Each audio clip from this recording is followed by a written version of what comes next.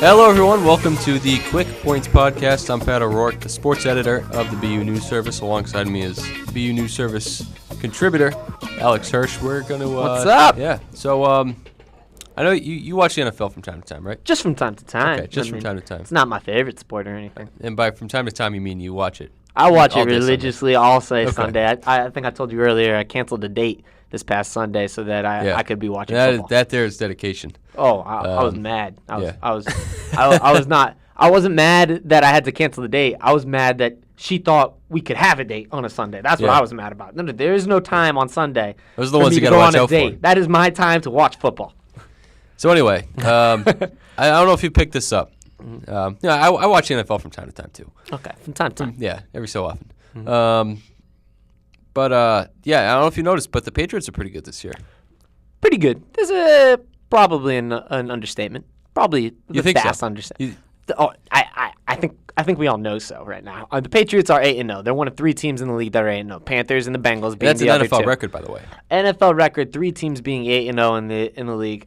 And technically speaking, they could all go 16-0. We don't play any of them. They don't play each other. We don't play them. So that's a possibility as well too. But that'd be pretty crazy. It would be very, very cool to watch and exciting to see. But there's 3 teams that are 8-0, and the Patriots are one of those 3. And it really seems like, in my mind, it's like there's 3 teams that are 8-0, but there's only one of them that are like amazing.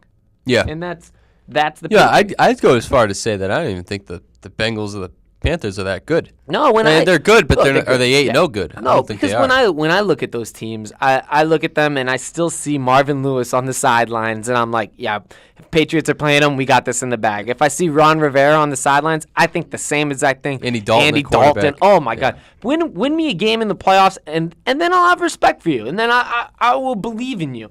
But until then, I mean, even Bengals fans, this season means nothing to them. They could go 16-0, but if they lose in the first round, goodbye, Andy Dalton. They don't care. You're probably right. They go 16-0, they go one and done. They know this season is a waste if they don't make it through the playoffs. Doesn't matter what they could go 15-1, 14-2. Andy Dalton could be MVP.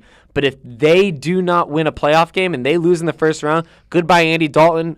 I don't know what Marvin Lewis is doing. I don't know what Marvin Lewis is doing to keep his job, but somehow he is. The Patriots team, you're not no fans, no analysts. They're looking at it at the same lens that they're looking at through the Panthers and the Bengals. They're looking at them through a completely different lens. They're looking at them through this lens that's like, here we go again. This is the greatest team we might ever see. And they're playing at this level that is almost unprecedented. Brady is playing at a level that is unprecedented right now. He is having the greatest season he has ever had, and that's saying something. Statistically, yeah. He may have been better in 07. No, statistically and just overall, he is having a better season than he has ever had right now. And we talk about MVP candidates, and Cam Newton is in there. Andy Dalton is in there. They're only in there because they have to be, in order for there to be an MVP, there has to be some MVP list. There needs to be a runner-up. There has to be a runner-up. But in my mind, they're in the run for the runner-up. They're in the run for the runner-up because the MVP candidate is really only Tom Brady, and he is so far ahead of them. It's ridiculous. It's like the Secretariat beating every single other horse in the race. He's what? 39, 30, 38, 39, 40 lengths ahead of them. Brady is the Secretariat right now, and he is doing something that is incredible. You could probably make a case for Rodgers up there. He's up there, but he's still not with Brady. It doesn't matter. Yeah. He's not with Brady. His team's lost, 2 straight now? Yeah, they've lost 2 straight. 2 straight. He's thrown 3 interceptions in the last game. Bad games. That already puts him miles behind Brady. That's all that does. So he's back in the area with Andy Dalton and Cam Newton right now. So, and other players like Luke Kuechly and anyone else that's having an amazing season. But Gronk is also in that category more. Might be able to put Adrian Peterson in there too. Maybe, but the fact of the matter is, these candidates, they're not candidates. They're there because they have to have a list of players. There has to be a runner-up. Brady is miles ahead of these players, miles ahead. And when you're facing them, that has to do something to the team's psyche. They have to prepare for them in a way that who knows? I mean, there's so many different options on this team with Gronkowski, with Edelman, with even Amendola, Brandon LaFell coming back to full health. We just lost one big option in Dion Lewis. I'll be interested with Dion Lewis. Yeah, well, I think the thing with Dion Lewis, like he wasn't an option. Guy, he was a threat. There's a difference. He wasn't an option, but he was a threat. He was a threat when he was out there. That offense was literally impossible to stop. He was deployed as a weapon. He wasn't deployed as Shane Vereen as just checkdowns or Danny Woodhead to do let's not make things. him out to be a stiff. I mean, this is a guy who was on pace to have about 1,300 all-purpose yards. No one's making him out to be a stiff. He was a weapon. They used him as a weapon. Shane Vereen, Danny Woodhead, Kevin Falk, those weren't used as weapons. They were used as great role players. Dion Lewis was actually targeted. He was used as a absolute weapon, and the statistics prove that. He was having an incredible year. But I don't believe he is a player that makes or breaks this team going 16-0, being the greatest team of all time, or winning the Super Bowl. I don't think Dion Lewis is going to hold this team back from that. It'll be interesting to see what James White and Brandon Bolden can combine to do that. James White, he had the potential. There's a reason we drafted him in the fourth. Patriots drafted him in the fourth round. He's looked terrible since being on the field. He has not done well. In the one game that he played for Dion Lewis when he was out against the Jets, though, so that might be something to it as well. But it will be interesting to see. But we still got Gronk, Edelman, Amendola. Who am I missing? Brandon LaFell. Maybe Scott Chandler's used now a little bit more. He's been quiet pretty much all season. So I don't think he makes or break it. Gronk and Brady are the only players on this team that make or break this team. I'd say losing Gronk is probably you can get to the Super Bowl losing Gronk, but can you win it? I don't know. It depends. Who knows? You might be able to. Depends on who you're playing, I guess, this year because the teams are so atrocious. But I think against a Panthers team, you might not be able to because that Panthers defense is very good. But at the same time, we should be able to neutralize that offense pretty efficiently.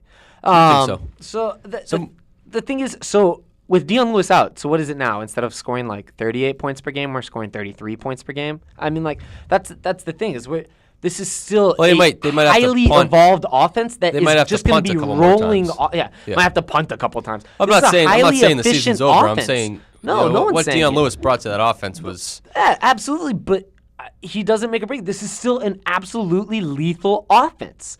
And there's no one in this league, no matter what defense there is, how good your defense is. We've destroyed the best defense in the league at the Jets. And we've got a showdown with the Broncos in a couple weeks, and they just got hurt a little bit by the Colts. The Broncos don't scare me one bit. They don't scare me at all. So my point is that the Patriots offense is so much better than everyone else, even without Dion Lewis. So I don't know how much it's really going to hurt this team. It didn't against the Jets, and they were the best defense at the time. And we still ran all over them. So offensively. I wouldn't say they ran all over the Jets. I think offensive-wise we did. You think so? Yeah, offensive-wise. Defensively, they didn't have as great a day, but what's not a great day? You're still putting up over 30 points on the on the best defense in the league. Granted, we're grading on a skill here. Yeah. So, but I think I think the point I really want to get to with this is, I want to ask you, do you think this is the best Patriots team we've seen under Bill Belichick and Tom Brady, which I guess in essence would mean the best Patriots team ever? Well, I think it's a good question, and I think it's hard to tell right now. If the season were to end now, if it were 8-game seasons, yeah, I think it is. I think it's better than the 07 team. You think they're better than 07? I do think they're better than the 07 team. I think I'll say their defense is definitely better than 07. Yeah, the defense. I love this defense right now. I love what Chandler Jones is doing. Don't you just feel like the defense is flying way under the radar? Way under the radar. Chandler Jones is the NFL sack leader. Does anyone even know that? Did anyone know that? He's got more sacks than J.J. Watt. The sack leader can be. I think that's kind of a. It doesn't matter. He's flying under the radar. Is the point? Oh, absolutely. Is the point. But I don't think Chandler Jones is going to be. I don't think Chandler Jones has been the best player on that defense. That's not the point. The point is he's been very good. The point is that Chandler Jones is flying under the radar and he's leading the NFL in sacks over guys like J.J. Watt right now. And then you've got Jamie Collins and Donta Hightower, who might be the best linebacker tandem in all of football. Well, I think Collins has been the guy in that offense, on that defense. He's been their best player. Absolutely. Absolutely, and He's those really are come out this he year. is. He is the best player on that defense, and he might be one of the best linebacker in all of football for all we know. But when those two are on the field together, and Belichick is blitzing these guys, oh my God, Jamie Collins is impossible to stop, and then Donta Hightower is impossible to stop. Well, how about that? And then right now they're missing Jabal Sheard too, who is Yeah. a great offseason signing, and through the first 5 games when he was playing, he was another element that was just so phenomenal, and he looked unstoppable at times too. And that when he comes back, which hopefully he does, I mean, it's been a pretty mysterious injury with him. Well, He with hasn't me, been practicing. it's not up front for me. We knew they were going to be really, really good up front. I'm not sure we did. I thought we had an idea. I think we had an idea, but we've never been this good up front. We've never been blitzing this much. We've never been getting. But this if anything, many that sacks was and going to be the pressures and hits. strength. It was going to be the strength because the secondary was But such a question mark. And that's what surprised me is how good the secondary's been. Well, the secondary has been great. Malcolm Butler has love held his Malcolm own. Butler. He's held his own. Logan Ryan has been way better than expected. Ryan's gotten better. And Patrick Chung has been phenomenal. Yeah, well, I think which Chung is- has found himself. I think which Chung is- had a few years where he fought. I remember Patrick Chung early. It was like his second year. I think it was 2010. He had a great year, and people were saying, this is the future leader of the defense. This is the next Rodney Harrison type, Lawyer Malloy. And then he had some, he battled injuries, inconsistent Well, I think the league play, also and then- changed in those years too. Maybe a little bit, The league too, went yeah. for way more of a high-flying passing attack, Yeah, and but I think Chung's there was- weaknesses were yeah. exposed. And we brought Chung back Well, I think last the year injuries because were big, too, well, with him. Well, we brought Chung back last year because we could hide his weaknesses with a secondary of McCourty, Browner, and Revis. We lose Revis and Browner, and a lot of people are concerned going into the season that Chung will be exposed. And lo and behold, he has not been exposed whatsoever. Chung has been probably the best player in the secondary right now. Maybe. He has been dominating. Devin McCourty's also been very, very good this year. Well, that's another. I've always said that I think the most important non-quarterback position on the field is the safety position. You look at least in the NFL, you look at the teams that have won Super Bowls over the past 10, 15 years, they all have one thing in common, and they have great safety play. And the Patriots safeties right now with McCourty and Chung, and you go back to Deron Harmon too. He's been very good. Their safeties, at the safety position, they are dynamite. Yeah, they most certainly are, and I think that tandem is really showing that they can be here for a couple of years at least. I mean, I know Chung is under I believe he's got 2 years remaining on his current 3-year deal that he signed in the offseason. So I think this is a tandem that can work together for a little bit. They're both very young still, and Malcolm Butler has been looking good. And one of the biggest points about this defense too, they don't get penalized. And that's a huge difference between the last year's team with Brandon Browner leading the league practically in penalties. Yeah, definitely. And this year, McCourty got his first pass interference penalty in 3 years 2 weeks ago against the Colts. I mean, that's incredible. Well, I in think itself. that was a pretty soft call too. It was a soft, but the fact of the matter is he Like doesn't most get. of them, but- He doesn't matter. The fact is that he doesn't get penalized, and Logan Ryan hasn't been picking up penalties. Malcolm Butler has been extremely aggressive and hasn't been picking up penalties. And Chung is an aggressive player as well, not picking up penalties. We're not going off sides. We're not getting defensive holding calls. This has been a very, very, very good defense. So back to the $1 million question. Is this the best Patriots team we've seen? I think it's better than the 2017, and the 2017 was the best team I'd ever seen. So, yes, they have a better defense. I think their offense is more dynamic. I think Edelman is worlds better than Wes Welker. And I know Randy Moss. I think Randy Moss is possibly the single greatest talent at receiver of all time. It's debatable with him and Jerry Rice. But I mean, not Jerry Jones, but I think Randy Moss was just so special. But I think Gronk might be even more special because I think you could stop Randy Moss. There were ways to stop him, and part of that was on Randy Moss on himself. Randy Moss would stop Randy Moss and not putting in a full effort. Gronk, 110% full effort every time. Not only is he amazing receiver and you can't take him down, he's also possibly the best blocking tight end in all of football as well too, which helps this team even more than Randy Moss did. But you can't take Gronk down. You can't cover him. That doesn't necessarily mean we're always targeting him, and that's what makes it so special too. That's We the have thing. so many other options. You go to Gronk, then you go to Edelman, then you go to Edelman, then you can go to LaFell, you can go to Amendola, you can go to anyone. There's so many different options on this team that there are way more options, I feel like, than there were on the 2007 team. And I think Gronk is way more special than Randy Moss was. I think Scott Zolak, who was obviously the Patriots color commentator, for those who don't know, put it perfectly. It was early on in the season. Basically, that Gronk is your home run hitter. You want to hit the 3-run shot, you go 30 yards downfield with Gronk. And then, everyone else is just death by 1,000 paper cuts. Deion Lewis, back when he was, he had a knee. Yeah. Yeah. I guess now it would be Blunt and James White. But, then you have Edelman, you have Amendola, you have LaFell now. You have Scott Chandler. You kind of just go to those guys, death by 1,000 paper cuts, and you got, boom, over the middle of the Gronk, and there's that. I 100% agree. Gronk is, in my opinion, he's a better talent than Randy Moss. He is a better talent might be the wrong word. He's a better player than Randy Moss because he does way more for the team. So I think this is the best team I think I've ever seen, and it's that therefore making it the best Patriots team I think ever. I still go with that 04 team. That was that third Super Bowl team. That was a great team. I think that's a team to me. They're up there with the 86 Bears and the 72 Dolphins, and that they could have, should have, would have run that's a team that could have run the table. They ran into I don't know if you remember that Halloween game against the Pittsburgh Steelers, where it was a hot Steelers team. Yeah, that was a really good team.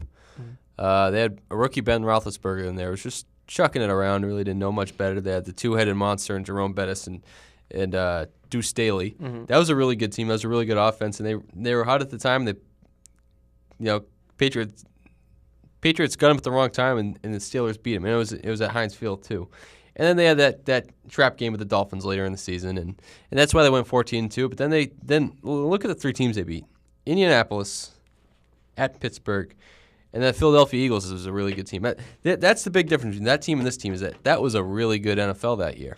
That was a very good NFL that year. I mean, they had, but I don't. They had a 15-1 team. I don't ever look at the Colts in the playoffs as a quality win. So I think Peyton Manning. That was still a great team. Manning and that offense, and he pooped himself like he always does. Yeah, but that was still himself. You still gotta beat him. That was a great offense. That was a record-setting offense that year, and they held them to 3 points. It wasn't that 2004 Patriots, albeit very, very good team, but I don't think they have anything on the 2007 Patriots or the 2000 I think they do. And 2015 Patriots. Corey Dillon in this day and age. Yeah, try finding someone who would tackle Corey Dillon in today's NFL. But you don't want. It doesn't even matter. You don't need to run the ball in the league anymore. You can run the ball all day. I'd take 2004 Corey Dillon. Run the ball all day. I don't care what year it is. If you want to run the ball all over me all day, it doesn't matter. You're not going to win that way. You can't win on a running game anymore. That's not the way you win. I think they could win with 04 Tom Brady. He could win. I don't know. You think Tom Brady is as good as I don't even know who's comparable to. You think Tom Brady 04 wouldn't be passable in today's NFL with the quarterback play you see in the NFL week 2? Absolutely. You watch the NFL all day every day, you watch the quarterback play. You're saying Tom Brady in 04 would not be better than any of those guys. It's not better than every single one of the guys that were playing that are in the NFL this year. He'd be right up there. No, he would not be right up there. He'd be good, but he's not. He's not gonna win. He's not gonna be 8-0 right now. That's for sure.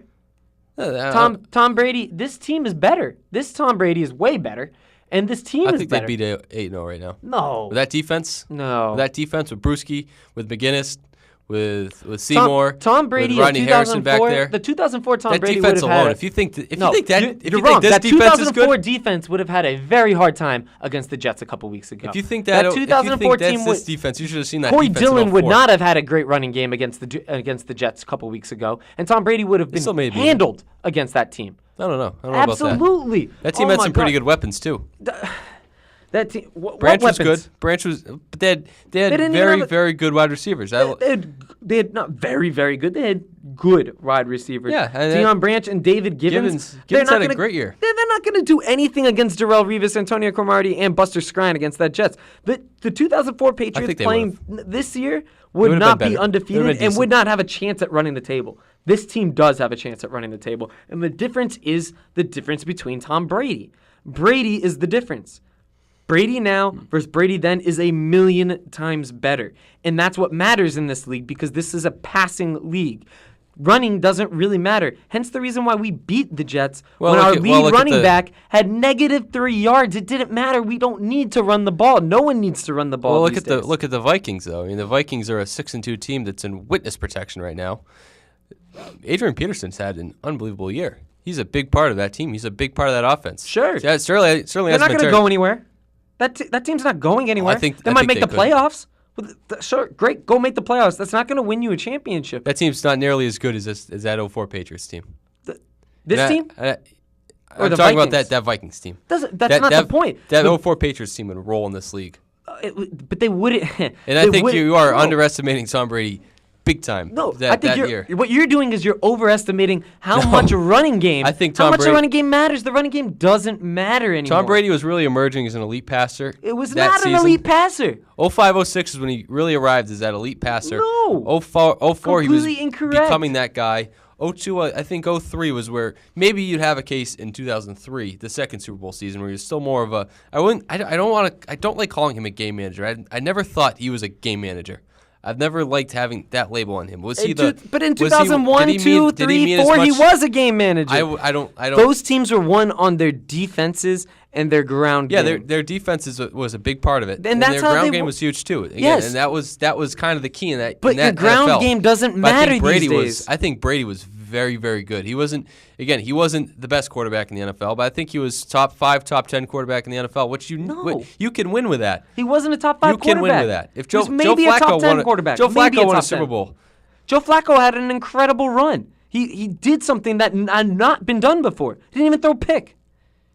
Yeah, he was out of his mind. So, yeah, their team was better overall going into the playoffs, but then Joe Flacco turned it up to a level that Tom Brady didn't have at that time.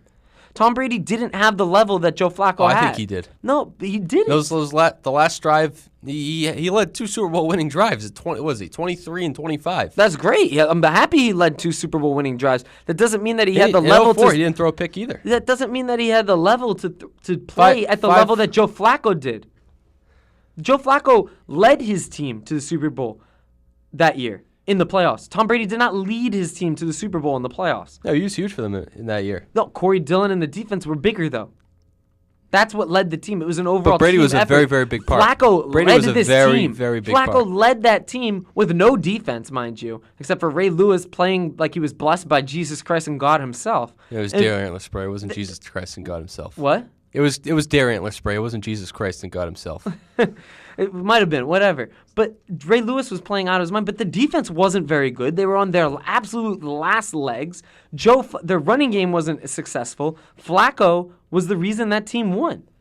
Brady was not the reason these teams won. He was a big part of it, though. But he's a part of it. I don't know. There's a difference. You know, I don't. But do they win those Do they win 3 Super Bowls in 4 years without Tom Brady? My answer is no. No, probably not. But that doesn't mean that he was the difference. Do they win 3 Super Bowls in 4 years without that defense? No, probably not. It wasn't. Did they win it wasn't 3 last Super Bowls? year. It wasn't last year where I think he single-handedly won that Super Bowl last year. I thought they won that Super Bowl last season in spite of their defense, in my opinion. I guess so. I think you can make a case that defense really set. When your defense puts you down 14 points in the 14 points twice, not once, twice in the divisional round, and then puts you down 10 points in the Super Bowl. I think and their you defense managed to win the Super Bowl. The defense didn't win you anything. No, that defense did win them in the second half of that game. No. The second half of that game, they made the correct adjustments. They put Brandon Browner on Chris Matthews. Brady had to bring him back from a 10-point deficit. Because their defense struggled in the first half. But in that second half, their defense really stepped it up. It was the adjustments that Belichick made that really helped them win that Super Bowl, as well as Tom Brady. Brady was incredible in that Super Bowl, and he did win them that Super Bowl. Don't get me wrong. But Brady now is way better than Brady in 04, and this team is better than 04. I'm not saying he's. But that's the difference because this 04 team would not be able to do what they wanted to do. They would have to rely on Brady more, and Brady wasn't as reliable as he is now. So that maybe they'd be good. Maybe they'd be a 6-2 team like Teddy Bridgewater's Vikings, but they're not the 8-0 Patriots that we are seeing right now. That's not the same. And even if they are 8-0, they're not a sustainable 8-0. That's for sure, because then they would go into the Broncos probably and get their butts kicked because they wouldn't be able to run against them. And Brady wouldn't be able to throw against Aqib Talib and Chris Harris and Bradley Roby and T.J. Ward. The thing with the Broncos, it's not so much the teams, it's the coaches. I just don't see Bill Belichick getting outcoached by Gary Kubiak and Wade Phillips. Maybe not in the playoffs, but in the regular season game, it might happen. He got outcoached by Josh McDaniels. Yeah, it was in 2009 with a terrible team. But still, it was the Patriots. It was Bill Belichick. My point being is you can't expect them to win games and win a Super Bowl and be better than this team solely off of their ground game. And I know Brady was a good part of that offense, but they ran it. That was their offense, was ground and pound and then Brady throwing. There's a reason why Brady didn't, Brady was one of the lowest starting quarterbacks in completions that year. They didn't throw the ball all that much. 17th? What? He was 17th, right? No, in completions. Not completions percentage. Yeah, completion percentage, though, 17th. That's not the makings of an elite quarterback. Well, their offense was fourth in the league. Their completion, but that was part of their running. I think quarterback plays a lot to do with it. Completions, he was only 12th. Like that's not an elite quarterback right there. So Brady, the difference between 2004 and 2015 is Brady. That's the difference between the two. Brady, and he is a million times better. Yes, there's a drop-off in the running game, but the defense is still very good. This is a very, very good defense. It might not be as good as the 2004 defense. 04 was great. Historically good. It was historically great. Historically good. That's 85 Bears, the 2015 defense is still very good defense. It's not historical as the 2004, but it is very good. There's a drop-off, and there's a drop-off in the running game. But the running game doesn't matter in this day and age anymore. You can win without the running game, and you can win Super Bowls without the running game. Obviously, no one's disputing that. Yes, would I like to have Corey Dillon on this team? Absolutely, sure. But does he make a difference between this team going 16-0 and not? Can this team go 16-0 without him? Absolutely. They don't need Corey Dillon to win in this day and age. Am I taking this 2015 team over this 2004 team? Yes, I am. Because do you think that 07 team would? Do you think that 07 team would be as good this year? I mean, you're talking about a team that. Yeah, I do. In a different game. I do. I think the 07 team would be as good as they were this year. I think they'd be 8-0. But it was a high-flying passing attack. That's what wins in this league. And Brady was, arguably having the greatest season of all time. Yeah, at that point, yeah. I think they'd be winning this year. And to be honest, Lawrence Maroney was actually pretty damn good that year too. Probably the only year he was pretty damn good, but he was good. So yeah, I think they would have. They would have Kevin Falk there. They got the receivers. I'd say they're second. The only I would problem say 07 was is defense. Second. You think 07 team's better than this year's team too? Yeah. Oh, come on. Yeah. Why? I can at least hear. I can understand that better than your 2004 analogy. I mean, they only went 16-0. I mean, yeah, they went. You only ran the table. I mean, granted, they go 15-1 if Rex Ryan doesn't call a timeout, but I'd say that team's better than this one. Why? On what reason? Well, I think Moss. I think having Moss and Welker. I think Moss and Welker probably. I wouldn't say they're better than Gronkowski and Edelman, but I'd say Welker might be a little bit better than Edelman. Oh no! Edelman's way better and way more dynamic than Welker too. I think with Welker, I just think Welker is the greatest slot receiver of all time. What he was able to do for those few years, and he caught pretty much everything except for game-winning catch. Yeah, that catch in the Super Bowl. But I don't know. I think. I love Edelman too, but I think he drops more passes. I think he gets targeted way more than Welker does, but he has. I think he drops more passes. Yeah, but Welker. The difference is Welker is also a little more strictly a slot receiver. Edelman is not strictly a slot receiver. In fact, he plays most of his snaps on the outside, not in the slot. But I think Welker in that role though. Like it was the same way with. It was the same way as this offense. This offense where Moss was your home run hitter, and then your death by 1,000 paper cut guys was guys like Welker and Jabbar Gaffney, and Dante Stallworth, and you had Falk in there too. And Falk's another one. No, Falk's one of the all-time greatest Patriots. Sure. What he was, greatest third down running back ever, and it's a guy that one of those guys that you could put him in there and you knew he was going to give you. You didn't have to wonder, oh my God, hopefully we can get this play. Kevin Falk made every play that you needed him to. And by the way, that 4th and 2 that he didn't make, that was good.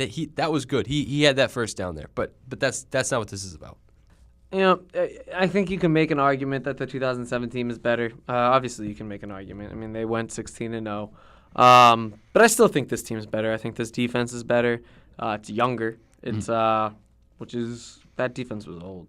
But this is a younger team. I think it's a more dynamic defense as well.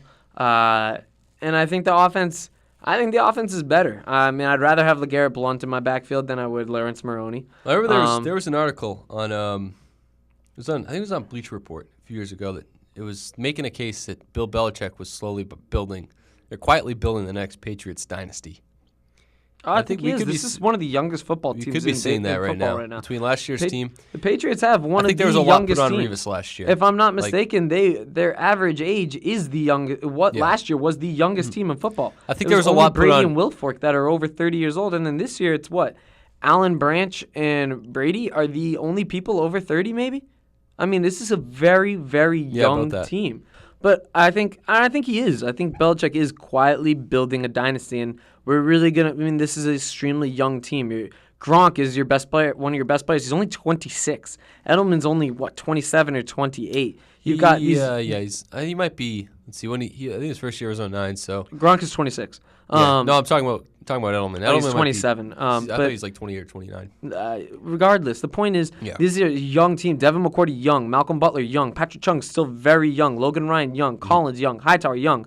Chandler Jones, young. I mean, Ninkovich is one of the older players on the team with Allen Branch and Brady. How old is Ninkovich, by the way? I think he's about 31. But the point is, they are quietly building towards a new dynasty. You just said Malcolm Brown, Dominique Easley. This offensive line is insanely young, and you're basically missing running backs. And if you had hit on those receivers that you drafted a couple years ago, you'd be in there running backs. You'd have receivers as well that are building towards that young dynasty, so that new dynasty.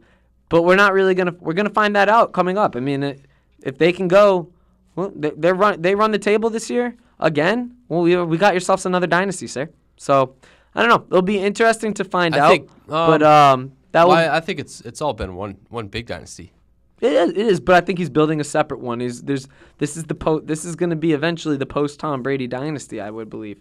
I don't know if they rip off Super Bowls like without Brady. I know, but they have to draft someone. Obviously, they're going to have to get another quarterback. Well, Garoppolo could be the guy. They're building a team to get ready for the post Tom Brady era. That's already going to have enough pieces around this quarterback so that a quarterback can come in and start winning again right away. So we're not going to find that out. We're not going to find that out for a little bit. And there's 8 more games left in the season. We're going to see what happens. If they can pull this off again, well, you got yourselves a second dynasty or one big continued one. But that's it for Quick Points today. I'm Alex Hirsch alongside sports editor for the BU News Service, Pat O'Rourke. We'll be back on Friday with our second 4 and Out session show, I guess you could call it. Yeah, I don't know what you call it. Video. It'll be up on bunewsservice.com on Friday evening, so make sure you go check that out, as well as our first one should be up later today. Have a great week, and we will see you on Friday. So long, everyone.